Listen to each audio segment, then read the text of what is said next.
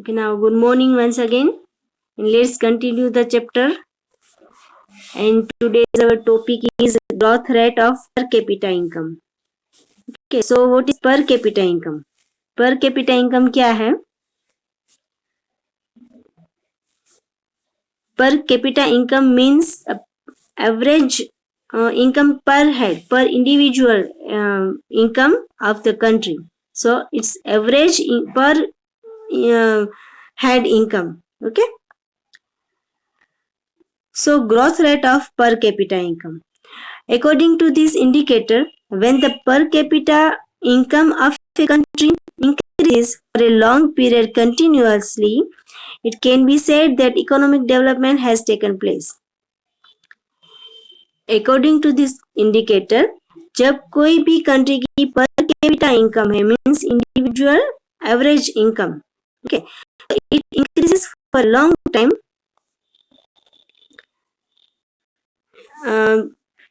then it can be said that it is developing countries. Okay, economic development has taken place means उस country में economic development जो है वो हो रहा है.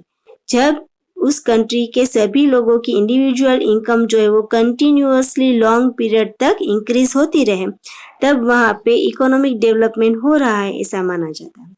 पर capita income is average income पर head. Okay, so per capita income is average income of per head of any country. So per capita income is gross national income of a country divided by the population of that country. जो gross national income है means के total national income जो है उनको उस country की population, total population से divide किया जाए तो पर कैपिटा इनकम जो है वो मिलती है. So this indicator takes into account the population of the country too, and hence per capita income as an indicator is superior to the national income as an indicator. So इस indicator में population जो है पूरी population को ध्यान में लिया जाता है. ठीक है, सो पूरी जितनी भी पॉपुलेशन है उनको ध्यान में लिया जाता है, इसीलिए ये जो इंडिकेटर है it's better than national income. Okay, national income जो इंडिकेटर है उससे बेटर इंडिकेटर पर कैपिटा इनकम है. The experts of UNO, United Nations Organization, have recommended per capita income as an indicator of economic development. UNO जो United Nations Organization है वो भी ये मानते हैं और he also it also recommended to accept per capita income as an indicator. वो भी ये मानते हैं कि पर कैपिटा इनकम जो है it is better than national income. Okay. Just as national income, if per capita income is high and if its rate of growth is high, it can be said that development has taken place.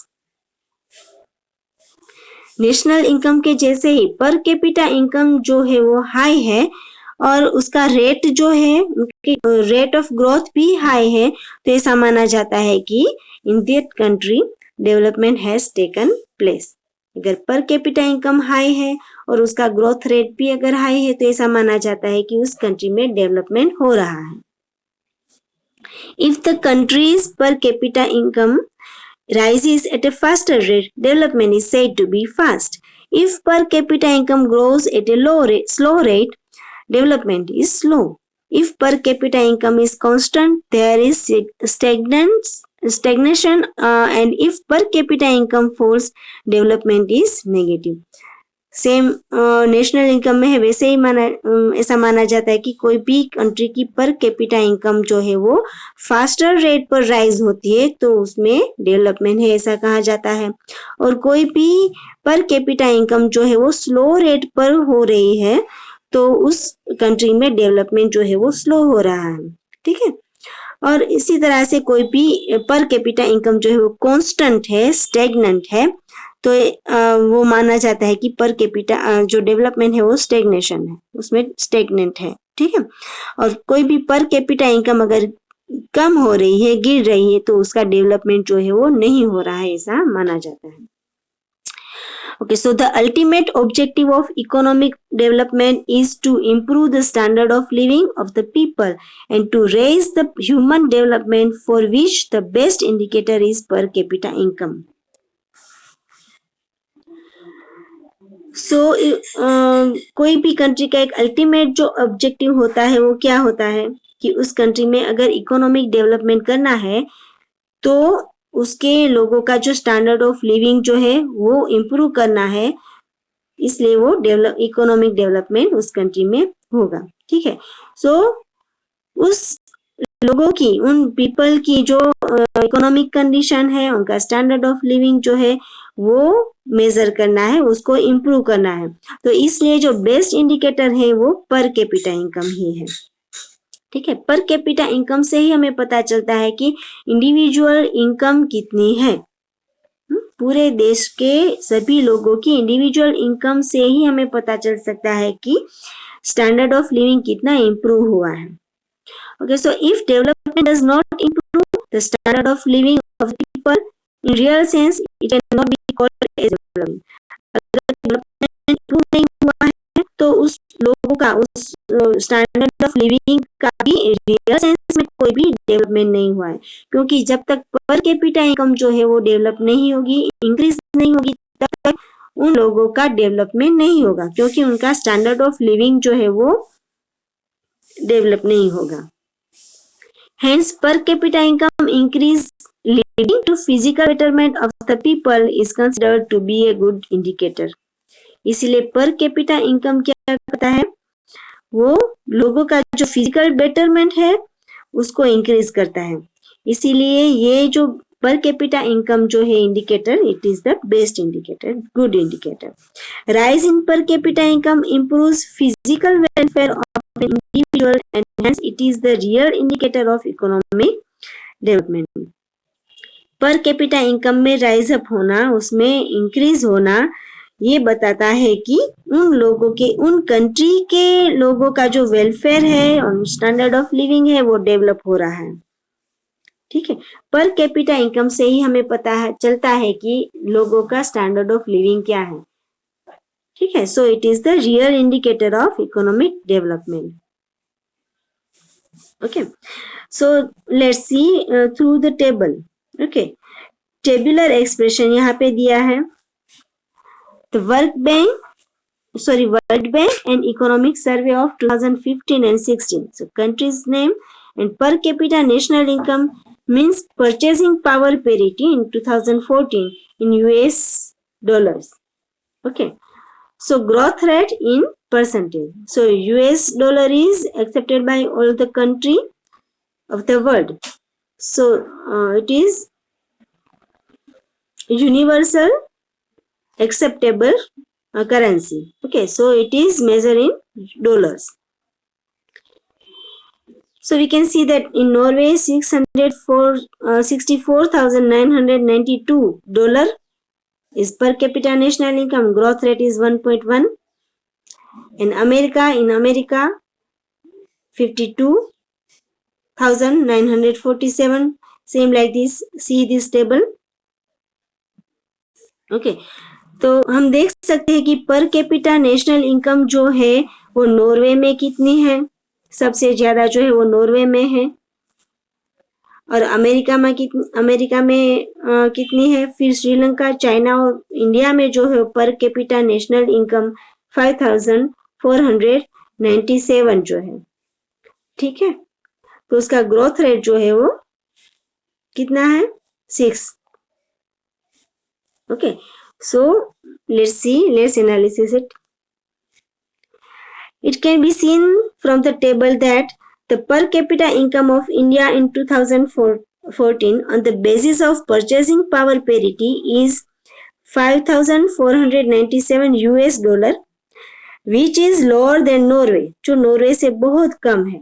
ठीक है. Norway का सबसे ज्यादा है, so Norway से बहुत कम है, and hence Norway's growth is said to be higher than India's by 11 to 12 times. Okay. So but the rate of growth of per capita income is higher in India and hence the rate of development is faster. लेकिन Norway और America में already develop development हो चुका है, इसलिए उनका जो growth rate है वो 1.1 है। बट सबसे ज्यादा रेट जो है वो इंडिया में है, ग्रोथ रेट जो है वो इंडिया में है, मीन्स चाइना में 6.7 एंड इंडिया में 6। तो ग्रोथ रेट ज्यादा फास्टर हो रहा है, ठीक है। लेकिन नॉर्वे और अमेरिका में ऑलरेडी ये डेवलप्ड कंट्रीज ही है, तो उनका ग्रोथ रेट जो है वो कम है। Okay okay, so now but there are many limitations in per capita income also. So per capita income is an indicator has following limitations. First, only estimates. First is only estimates. Estimates means approximate, estimate करना सिर्फ, ठीक है। The national income of the economy is calculated almost every year and hence we got almost a correct data. National income जो है वो every year count होती है, every year calculated होती है। So it's very easy to obtain the correct data, ठीक है। उनका जो डेटा है वो करेक्ट ही होता है। But the population of the country is not calculated every year. जो इंडिया की मीन्स की पॉपुलेशन जो है वो कंट्री की, वो हर साल काउंट नहीं होती है, हर 10 years के बाद वो काउंट होती है, तो उसमें चेंजेस आते रहते हैं। So in India population census is taken once in 10 years, hence only an approximation is taken for all other years. So per capita income data is not acquired correctly, क्योंकि every year calculation नहीं होता है। जैसे कि national income every year calculation होती है, लेकिन population की कैलकुलेशन जो है वो आफ्टर 10 years होती है। सो सिर्फ अप्रोक्सीमेशन करना है हमें, ठीक है। हर ईयर उनकी पर द नेशनल इनकम कितनी हुई है ये सिर्फ हमें अप्रोक्सीमेटली लिखना होता है, कैलकुलेटर करना होता है। तो एक्यूरेट जो इनकम है, एक्यूरेट डेटा जो है वो हमें मिल नहीं सकता है, ठीक है। So second is difficulty in the calculation of national income and per capita income. So already we have seen the difficulty in calculating national income. In the same way, whether per capita income should be at current price or constant price, and their related difficulties make it difficult to know the real situation. ये हम जानते हैं कि national income जो है वो it's very difficult to measure and very difficult to calculate. Same like this per capita income जो है वो करंट प्राइस पर कैलकुलेट करें या फिर कांस्टेंट प्राइस पर, ये उसमें पता नहीं चल सकता है। सो रियल सिचुएशन क्या है लोगों की, रियल इनकम क्या है पर कैपिटा इनकम, उससे उसका पता नहीं चल सकता है। So it's also a limitation. Next is पर capita income show only an average. पर कैपिटा इनकम जो है वो सिर्फ एवरेज बताती है, ठीक है। पर capita income shows only an average income. On the basis of this average, no decision can be taken and the stage of development of countries cannot be decided. Means कोई भी per capita income भी average income ही है, ठीक है। इससे हर person जो है उसका डेवलपमेंट हुआ है कि नहीं वो ये बता नहीं सकता है। मीन्स कई लोग जो ऐसे है कंट्री में जो बहुत ही ज्यादा पुअर भी है, तो उनका डेवलपमेंट नहीं हुआ है ये बता नहीं सकते, क्योंकि ये भी एक एवरेज ही है। क्योंकि हर किसी पर्सन को पूछने नहीं जाते कि उसकी इनकम कितनी है, पर कैपिटा इनकम कितनी है, ये हम पूछ नहीं सकते। क्योंकि कई बार ऐसा भी होता है कि कोई एक फैमिली में 2 पर्सन है, मेंबर्स है, या फिर 5 मेंबर्स है, या फिर 10 मेंबर्स भी हो सकते हैं, लेकिन सिर्फ कमाने वाले जो है वो सिर्फ एक ही होते हैं। तो इस तरह से पर कैपिटा इनकम उसमें डिवाइड हो जाती है, ठीक है। तो इस तरह से एवरेज इनकम होती है ये पर कैपिटा इनकम जो है वो, इसलिए उस सभी लोगों का डेवलपमेंट हुआ है कि नहीं ये कहा नहीं जाता।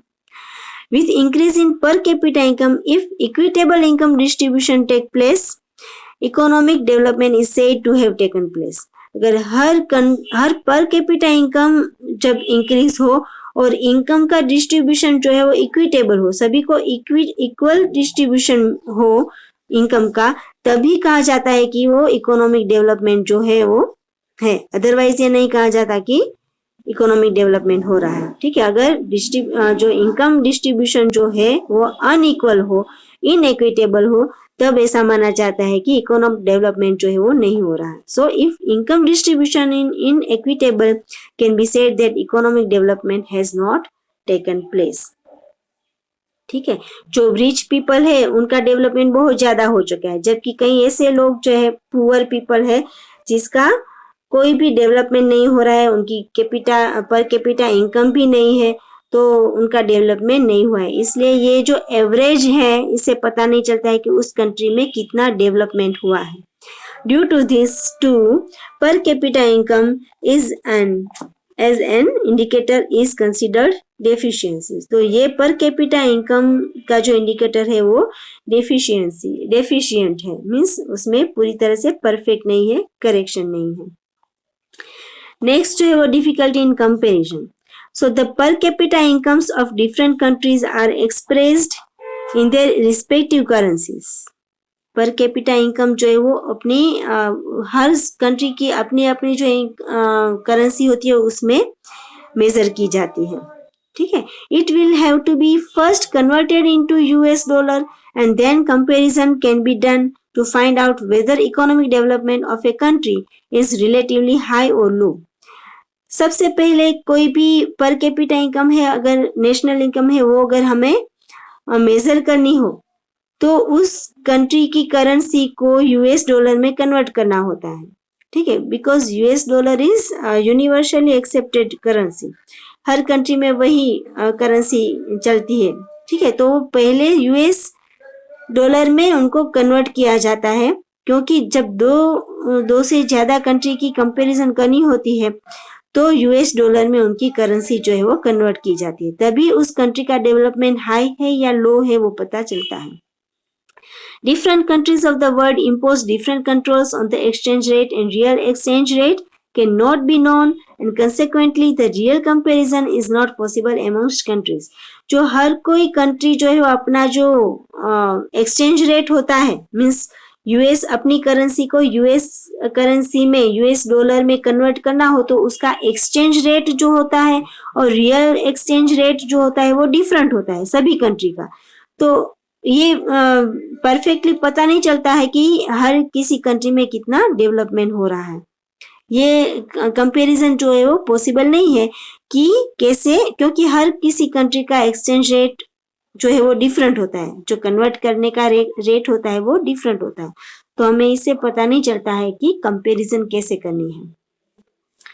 So it's also a limitation. Now deceptive indicators means per capita income of the country is not actual income that a citizen get. Per capita income as an indicator hides more than it reveals and hence it is not a correct indicator. पर capita income जो है वो actual income हर citizens की नहीं बताता है, उससे वो छुपाता ज्यादा है. ठीक है, तो इससे पता नहीं चलता है कि करेक्ट लोगों की जो है पर कैपिटा इनकम वो प्रॉपर कितनी है, क्योंकि कई बार ऐसा होता है कि जो रियल इनकम होती है वो बताते नहीं है कोई, तो उसकी रियल इनकम क्या है, टोटल पर कैपिटा इनकम क्या है वो पता नहीं चलता है. तो these are limitations of per capita income. So remember it. Okay, now next indicator is improvement in quality of life and PQLI. ठीक है, the objective of economic development is to improve the standard of living of the people. For that, if economic development has taken place and how much more or less is to be measured, and for this physical quality of life index as an indicator is accepted. कोई भी country में standard of living जो है वो कितना improve हुआ है और उस कंट्री में इकोनॉमिक डेवलपमेंट कितना हुआ है और कितना कैसे मेजर करना है उसे, किससे कम है, फिजिकल क्वालिटी जो है, physical quality of life index जो है वो इंडिकेटर कितना एक्सेप्टेड है, ये सभी हमें पता चलता है. Let's see. ठीक है, वो देखते हैं किस तरह से पता चलता है कि improvement in quality of life and PQLI means हमें फिजिकल क्वालिटी ऑफ लाइफ कैसे एक्सेप्टेड है, ये हमें इस इंडिकेटर से पता चलता है. Now let's see what is physical quality of life. Quality of life in human beings depends on the different types of goods and services that a person consumes. The standard of consumption refer to the means कोई भी human beings है उनकी standard of living जो है वो it's depend on the types of good they consumes. वो कौन सी चीजें कंज्यूम करता है अपनी डेली लाइफ में, कौन सी चीजें यूज करता है, क्या सर्विसेज यूज करता है, इससे पता चलता है कि उनका उनका standard of life standard of living क्या है. ठीक है, उसका फिजिकल क्वालिटी ऑफ लाइफ जो है वो क्या है. First, consumption of food, fuel and other non durable goods. वो कैसा फूड खाता है, ठीक है, क्या फ्यूअल यूज करता है, और कौन सी ऐसी नॉन ड्यूरेबल गुड्स जो है वो यूज करता है, इससे पता चलता है. नॉन ड्यूरेबल गुड्स मीन्स जो ज्यादा टिक ना सके, 2-3 दिन तक चाहे, जैसे कि वेजिटेबल्स है, मिल्क है, ऐसी चीजें जो है वो ज्यादा ड्यूरेबल नहीं होती है. मीन्स 2-3 में हमें उसका यूज कर लेना होता है. सो कैसी फूड, फ्यूअल और जो ऐसी नॉन ड्यूरेबल गुड्स है वो कैसी यूज करता है, उसे पता चलता है. Consumption of durable and semi durable goods. वो ड्यूरेबल गुड्स जो है वो कितनी यूज करता है, जैसे कि टिकाऊ, ड्यूरेबल मीन्स टिकाऊ, लॉन्ग टाइम तक, लॉन्ग पीरियड तक वो बनी रहे, मेंटेन रहे, सस्टेन रहे, ऐसी चीजें जैसे कि फ्रिज, टीवी, ठीक है, जो हम घर में यूज करते हैं, बाइक, वो हर रोज खरीदना नहीं होता है, तो उन सभी चीजों को ड्यूरेबल थिंग्स कहते हैं. और सेमी ड्यूरेबल मीन्स थोड़ी बहुत कम, जो थोड़े महीनों तक चले, जैसे कि क्लॉथ्स है, तो हमें हर साल नहीं लेना होता है, लेकिन कुछ समय के बाद हमें वो चेंज करना होता है. तो इस तरह से सेमी ड्यूरेबल गुड्स. और नॉन ड्यूरेबल गुड्स मीन्स जैसे कि मिल्क, वेजिटेबल्स, मीट, ये सभी नॉन ड्यूरेबल गुड्स हैं. Okay, so this consumption standard और living standard of determines that physical quality of life. तो इस कंजप्शन से हमें पता चलता है कि लोगों की जो फिजिकल क्वालिटी है वो क्या है. Hence, consumption or living standard is identified as physical quality of life. If the living standard of the people goes up, it can be said that physical quality of life has gone up. अगर ये living of standard जो है वो लोगों का जब goes up होता है, ग्रो अप होता है, तो ये पता चलता है हमें कि physical quality of life of any person is gone up.